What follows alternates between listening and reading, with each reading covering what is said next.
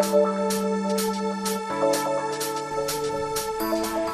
your opinion on vitamin K that's being administered to newborns? My opinion is that the more I read about vitamin K, the more I can't believe that it's injected into newborn infants, and that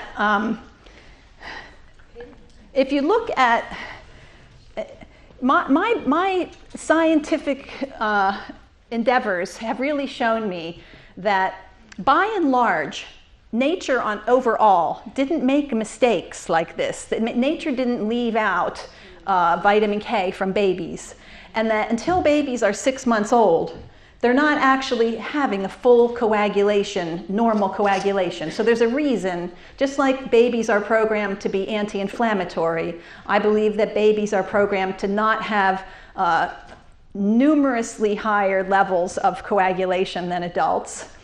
Also, if you look at the coagulation supposed deficits that a baby has, it's not just the vitamin K factors.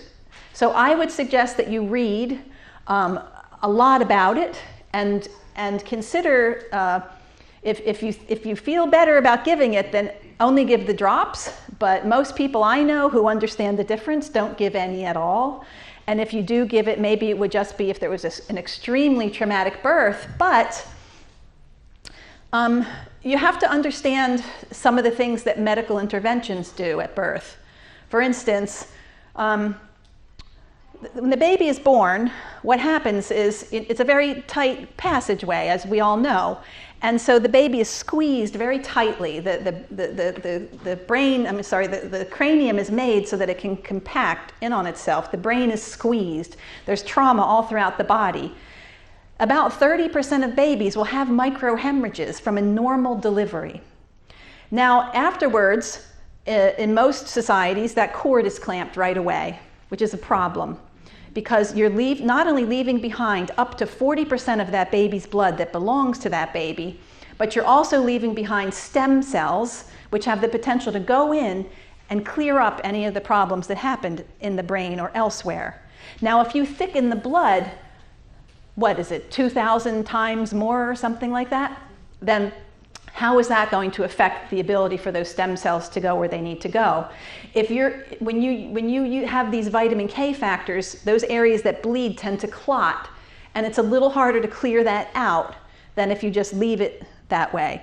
The concern is always the minority, this vastly small percentage of children who can develop an intracranial hemorrhage, and it can be problematic. So we're now treating everybody for this problem. So I think it's important to understand the full spectrum before agreeing to the injection, and it should be your personal decision that you feel comfortable with after knowing what there is to be known about vitamin K, which I believe in the USA has been given since the 1970s, something like that, but before that we weren't giving it. The other thing is that if the baby's clotting is not full until 6 months of age, how long is your injection going to work for? So it's not completely logical that giving a huge injection on the first day of life is going to protect them over the long term.